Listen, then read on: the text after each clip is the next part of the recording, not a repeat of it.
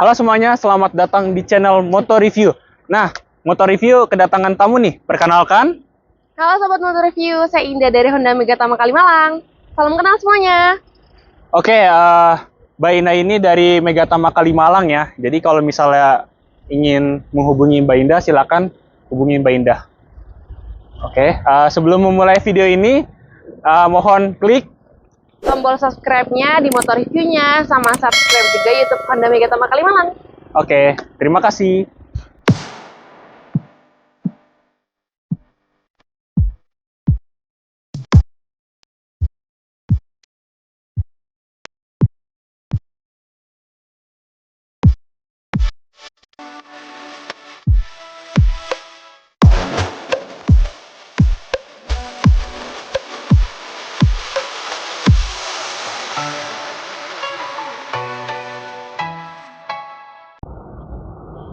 Di sebelah saya ada all new Honda WR-V tahun 2022. Di sini bisa kita lihat ya, grillnya mirip sekali dengan HR-V tipe RS, yang dimana semua lampu sudah full LED dan lampu sennya itu dia keren sekali ya, semacam Audi gitu, berlari-lari. Itu sangat keren sekali ya. Di sini juga ada fog lamp yang sudah LED. Dan tentunya di varian ini ada tipe Honda Sensing ya, karena tipe varian ini adalah RS with Honda Sensing, yang dimana dia sudah memiliki fitur-fitur yang tercanggih di kelasnya. Dan tentunya dia ada 3 varian ya, ada yang E dan RS, dan juga satu lagi ada RS with Sensing. Cuman bedanya yang RS sama RS Sensing itu ya cuman penambahan dari Honda Sensing itu sendiri ya. Dan oke, selanjutnya saya akan membahas bagian samping dari mobil ini. Di samping dari mobil WR-V ini bisa dilihat ya, dia bentuknya seperti Honda BR-V sekali ya, yang tampaknya BR-V yang dipotong. Jadi dia terlihat compact karena ya panjangnya hanya 4060, yang dimana itu sangat compact sekali ya di kelas ini. Dan juga dia ada garis lurusnya di sini ya, dari depan sampai belakang, yang mengingatkan saya seperti Honda BR-V tentunya. Karena mobil ini ada miripnya dengan BR-V sekali, sampai di bagian interior pun sangat mirip dengan BR-V. Bannya itu dia memakai Bridgestone Turazza, yang dimana dia memakai 215 55 R17. Ya, ini pelek 17 inci ya tentunya. Dan juga di sini ada skid plastik yang membuat dia maco ya. Dan karena dia juga temanya SUV ya, jadi bisa memperkuat gagahnya itu. Dan juga mobil ini tingginya dari tanah ke ini 220 mm ya, dimana itu sangat besar di kelasnya ya, tinggi sekali. Sekelas Mitsubishi Xpander Cross itu juga dia 220 mm. Dan juga di sini dia ada roof rail ya. Yang sayangnya sekali lagi di sini dia ini ya, hanya aksen saja, tidak bisa ditambah. Jadi Anda tidak bisa menaruh barang di sini karena ini cuma pemanis saja. Dan juga di sini juga ada lane watch, yang dimana ini sangat membantu sekali ya jika kita melihat ke kiri. Jadi kalau kita sen ke kiri itu pandangannya sangat luas ya, walaupun di fitur Honda Sensing-nya ini tidak ada yang namanya blind spot monitoring. Dan juga salah satu fitur yang sangat saya sukai dari Honda kekinian, yaitu jika saya menutup pintu ini dan saya menjauh, mobil ini akan menutup sendiri. Seperti ini contohnya. Nah, di sini mobil ini sangatlah ini ya, baik ya, karena saya bisa ini ya, karena saya juga orangnya sering pelupa ya. Jadi fitur ini sangat membantu. Namanya ialah Auto Walkway, yang tadi saya peragakan. Dan juga di sini handle-nya juga, kalau misalnya kita mau membuka pintu, tinggal grab saja, pintu akan membuka sendiri. Oke, sekarang saya akan mereview bagian belakang dari Honda WR-V. Di Honda WR-V ini bisa dilihat dia ada spoiler ya, dan juga ada antena sirip view di sini, dan ada wiper. Dan sayangnya dia tidak ada ini ya, defogger belakang ya. Ya gimana lagi ya, di BRV juga tidak ada. Ya tapi bisa bisa dimaafkan karena di kelasnya juga kadang juga tidak ada ya. Oke, saya akan membuka bagasi belakang ini. Nah, di sini dia ada ini ya. Ada dua tombol, yang satu yang panjang, yang satu lagi yang ini. Ya, ini gunanya tuh tombol yang ini, kalau yang panjang ini untuk membuka ya. Jadi pintu mobil semua kebuka, dan yang kecil ini gunanya untuk menutup lagi jika kita sudah menaruh barang-barang. Di sini storage dari belakang ini ya, bagasi WRV ini ya sangat luas ya, tapi tidak luas-luas banget. Dia dalam, jadi dia dari lantai ke bibir bagasi ini lumayan tinggi, jadi agak PR untuk mengangkat karena lumayan tinggi ya dari tanah. Dan jika Anda tidak ini ya, tidak cukup dengan bagasi ini, kita bisa melipat lagi seperti ini. Dan dia ya memang dia tidak rata lantai ya, dia masih ada sedikit space dari tempat ini baris kedua, tapi saya rasa sih sudah cukup ya di sini ya, walaupun di sini tidak ada ini ya, semacam lampu untuk menerangi di malam hari ya, tapi ya sayang sekali sih sepertinya. Nah, dan di sini juga ada ini buat segitiga pengaman, dan juga kalau misalnya kita mengangkat ini ban, ada ban serep full space yang dimana itu sama dengan ban yang dipakai keempat rodanya ya. Jadi Anda tidak khawatir jika ban Anda salah satunya kempes, karena bisa diganti. Dan juga di sini ada pengaitnya ya, jadi kita bisa ngait di mana saja. Dan juga di sini di sebelah sisi kiri dan kanan ini dia ada semacam ini ya, bolongan yang membuat dia lebih besar lagi ya, walaupun tidak seberapa. Dan juga ada gantungan di sini. Dan itu aja sih kelemahannya, tidak ada ini ya, penerangan ya, jadi kalau di malam hari agak sedikit PR lah. Dia juga ada ini ya, parking sensor ya, dan juga ada kamera parkir yang tersembunyi di sini bagian atas plat. Dan ya sayangnya tidak 360 ya, tapi untuk apa? Karena compact sekali, jadi seharusnya sih gampang untuk membawa mobil ini. Oke, saya akan ke depan untuk melihat dapur pacu dari mobil ini. Sekarang saya akan melihat dari dapur pacu dari Honda WRV ini. Ya, memang ini lumayan berat ya. Dan juga di sini sudah ada peredam di kap mesinnya, jadi lumayan lah untuk meredam kebisingan. Nah, di sini ada mesin 1500 cc NA yang di mana dia menghasilkan 121 horsepower dan juga tenaga 145 Nm. Itu terbesar di kelas saya. Di mana pabrik-pabrikan lain membuat 1000 cc 3 silinder, Honda membuat 1500 cc 4 silinder. Yang di mana ini lebih halus ya pastinya karena 4 silinder. Karena yang saya dengar ya, mesin-mesin 3 silinder masih agak kasar ya. Dan dia mesin yang bertenaga dan juga pastinya irit, karena Honda itu terkenal dengan keiritannya.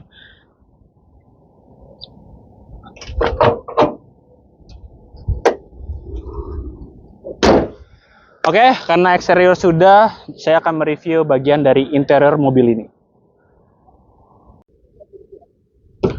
Sekarang saya akan memasuki interior dari all new Honda WRV. Nah, di sini pintunya lumayan berat ya. Jadi ditutup juga pek gitu. Setelah saya memasuki, di sini ada ini tulisan RS ya, yang ini sangat racing sekali tentunya. Dan juga pertama kali saya memasuki mobil ini, ya mobil ini sangat mirip sekali dengan Honda BRV ya. Ya mungkin bagi Anda yang belum tahu BRV atau belum pernah melihat BRV, interior ini lumayan bagus. Ya walaupun agak membosankan sih di sini. Tapi bisa kita lihat di sini ya, sini plastik sih. Cuman plastiknya ini dia sangat berkualitas ya di sini. Tidak terasa murahan ya walaupun di sini plastik. Dan juga di sini juga ada sandaran tangan yang empuk. Di sini juga ada yang empuk-empuk nih di sini. Dan di panel ini ada piano black ya, yang sangat mewah tentunya. Di atasnya juga ada stitching warna orange ya, jadi membuat kesan sporty. Di sini juga nih ada jahitan warna merah juga di sini.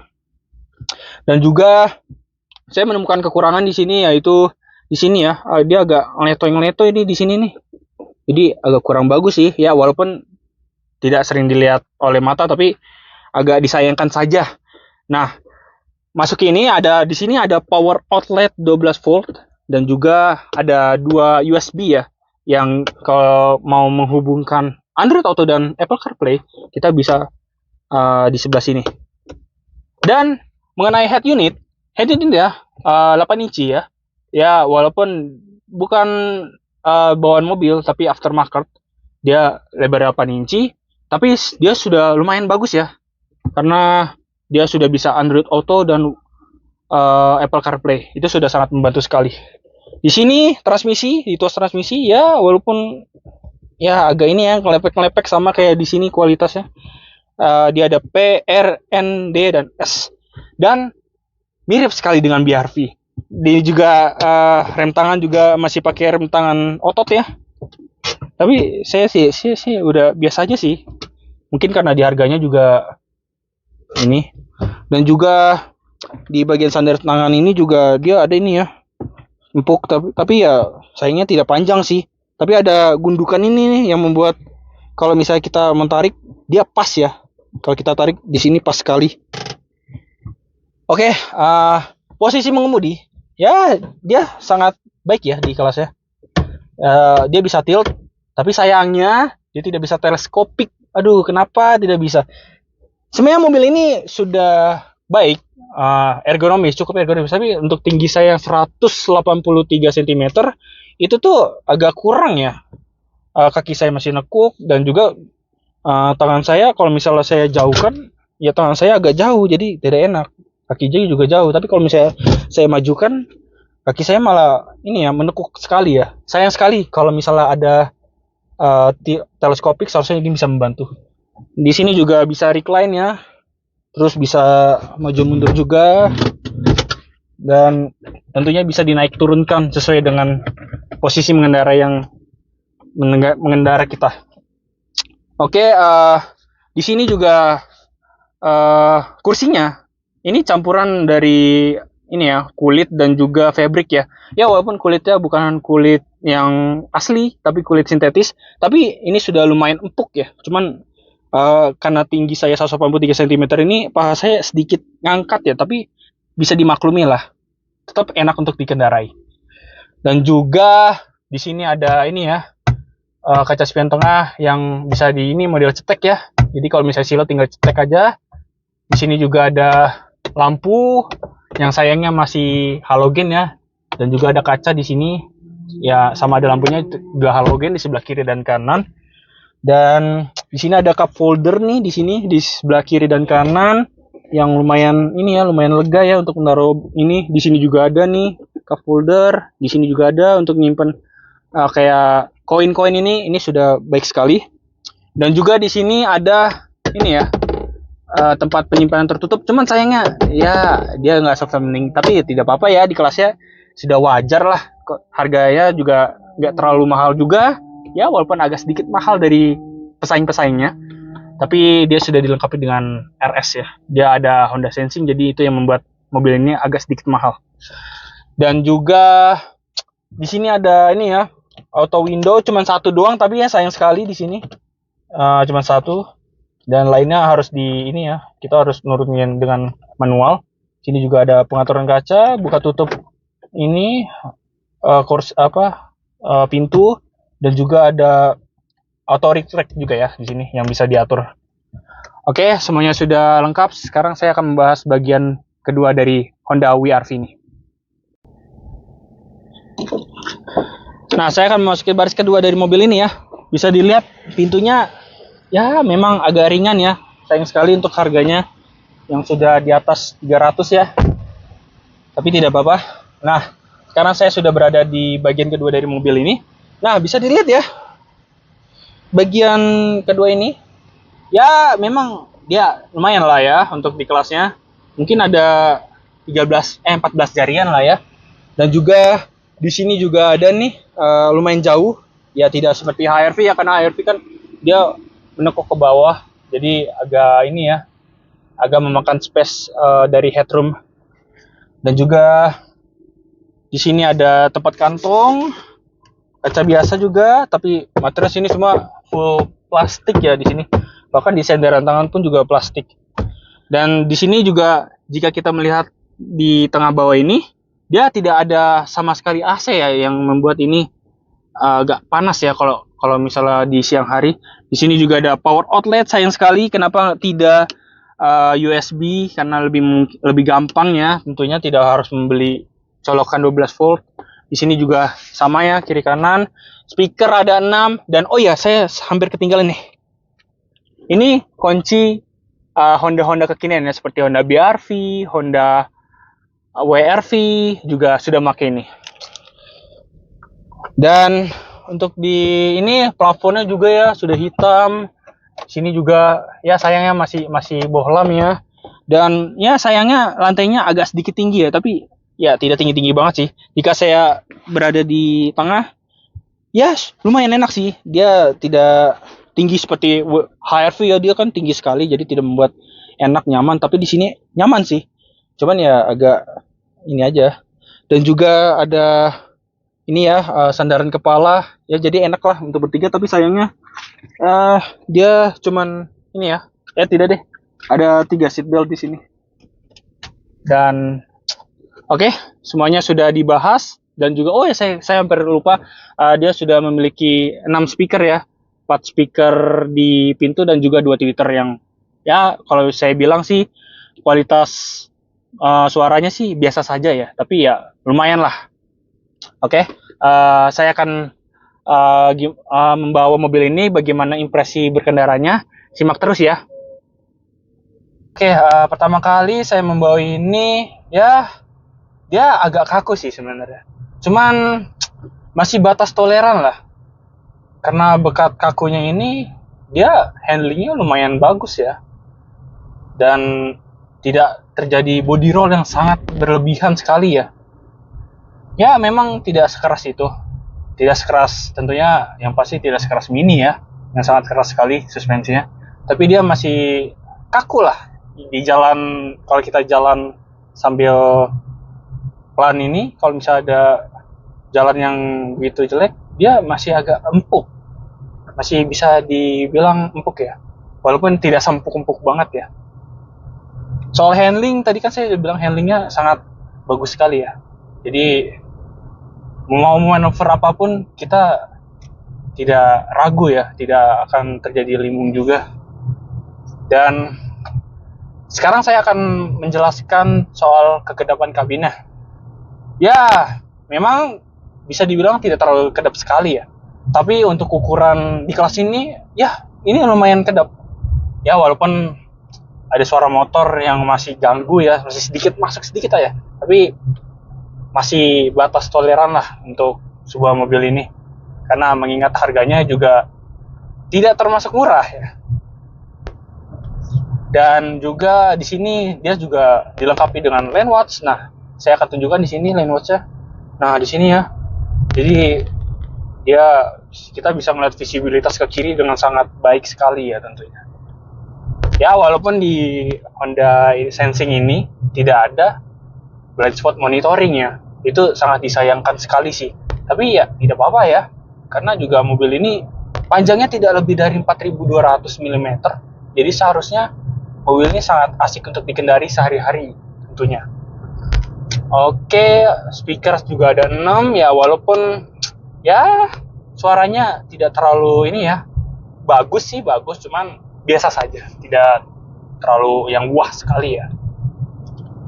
Dan juga di sini dia juga memiliki Honda Sensing ya. Honda Sensingnya tuh sangat baik sekali ya di sini. Ada adaptive cruise control, lane keep assist, road dispatcher, RDM, dan juga ada CMBS. Itu sebutan Honda untuk jika ada obstacle di depan dan kita tidak melihat, maka mobil ini bisa mengerem secara otomatis. Dan itu semua akan saya tes nanti di jalan tol ya.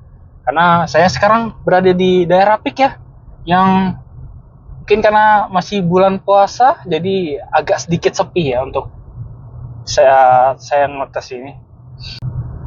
Dan juga sekarang saya akan membahas konsumsi bahan bakar dari mobil. Ya, mobil ini karena dia 1500 cc NA ya, yang punya tenaga 121 horsepower itu. Ini sangatlah irit ya. Saya di dalam kota dengan kecepatan rata-rata 20 sampai 30 km, saya mencatatkan 14,3 km per liter. Yang dimana itu sangatlah irit ya untuk sekelas 1500 cc. Ya, walaupun pesaingnya ada yang memakai 1000 cc turbo, yang memakai 3 silinder. Ya, tapi itu sih beda-beda tipis lah ya. Paling beda 0,1 sampai 0,2 km saja. Tapi untuk sekelas mobil ini sangatlah irit sekali ya. Oh ya, dan juga saya hampir kelupaan, kamera mundur ini hanya cuma satu. Tapi sayangnya dia tidak bisa garisnya tidak bisa mengikuti garis dari setir mobil ini. Jadi ya hanya stuck di situ. Tapi dia bisa diatur ini ya,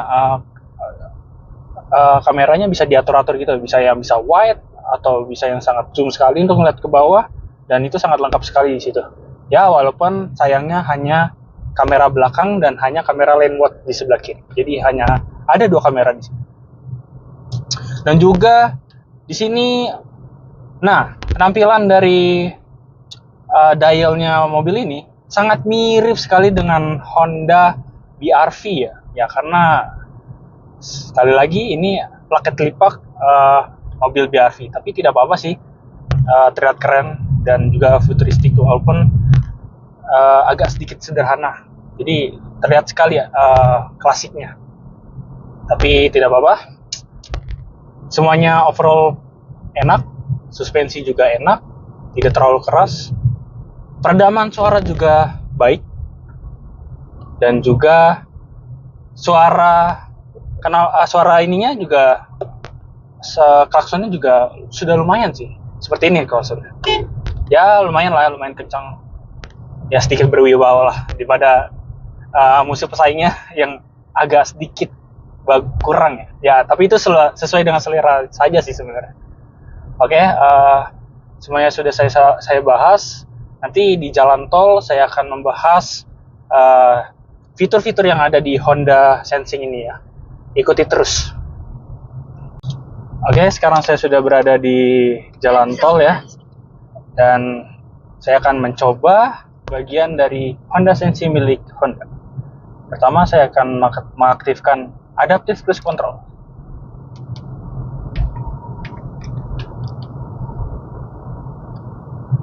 Oke, ini sudah aktif. Jadi bisa dilihat di atas 30 km dia bisa mengatur jarak di depan. Jika kita mau menjauh, kita tinggal jauhkan saja. Kita tambah. Dan dia akan mengatur jarak dari mobil di depan. Dan lane keep assist-nya ini berfungsi di atas 72 km ya. Jadi kalau kecepatan rata-ratanya 72 ke bawah itu tidak dapat aktif. Cara melihatnya, kita bisa melihat di sini kalau ada indikator lampu hijau ya di sini. Nah, ini akan nyala. Jadi kita bisa melepas sambil berjalan ya. Jadi ini sangat enak sekali jika berada di tol Trans Jawa misalnya. Itu kan tol sangatlah ini ya, sepi ya. Jadi enak sekali. Jadi itu sangat rawan sih bagi saya jika tidak terbiasa membawa mobil. Tapi dengan dapat fitur ini dapat meminimalisir lah untuk terjadinya kecelakaan. Dan juga ada lead card yang dimana itu sebagai pengingat kita supaya bisa di saat mobil udah maju kita dapat notifikasi nih dari fitur ini supaya kita dapat maju. Dan juga ada high beam yang dimana itu di malam hari kita tidak usah mengurus bagian perlampuan, itu akan dikontrol oleh semuanya. Sebelum itu saya ingin menyampaikan kesimpulan, tapi sebelum ke kesimpulan itu saya akan membahas harga nih dengan Mbak Indah. Jadi disimak terus ya video ini. Saya sudah mereview bagian eksterior, interior, dan juga rasa berkendara dari all new Honda WRV ini. Nah, soal harga nih, saya akan bertanya langsung dengan Mbak Indah. Oke. Gimana kalau soal harga, Mbak Indah? Kak Rizky, makasih infonya. Untuk Yeah. informasi, all new WRV ada 3 tipe. Tipe E di harga Rp209.400.000. Kalau tipe RS, Rp209.400.000. Kalau yang RS with Honda Sensing, Rp317.400.000. Kalau warna two-tone, warna merah itu tambah 2,5 juta ya, Kak. Oke. Gitu. Ada warna putih, hitam, merah, dan abu-abu. Wah, menarik sekali bukan harganya. Karena sudah tahu nih harganya, saya akan menaruhkan deskripsi di bawah untuk lebih lanjut lagi ngomong untuk bersama Mbak Indah ya. Jika Jangan Anda lupa tertarik. ya, Kak, ajak teman-temannya. Ya, Megatama Kalimalang, janjian sama Indah. Oke. Tes drive all new ya. Oke, siap Mbak. Terima kasih ya, Mbak. Thank you. Kesimpulan dari mobil WRV ini, mobil ini sangat enak untuk dikendarai dan juga bentuknya yang compact dan juga mesinnya yang sangat bertenaga. Tentunya ground clearance yang sangat tinggi membuat mobil ini bisa menggapai seluruh kota ya. Dan juga di perkotaan juga sangat enak karena bodinya yang compact dan juga bentuknya yang futuristik membuat mobil ini sangatlah menarik untuk dilihat. Oke, sekian dari saya. Salam Moto Review.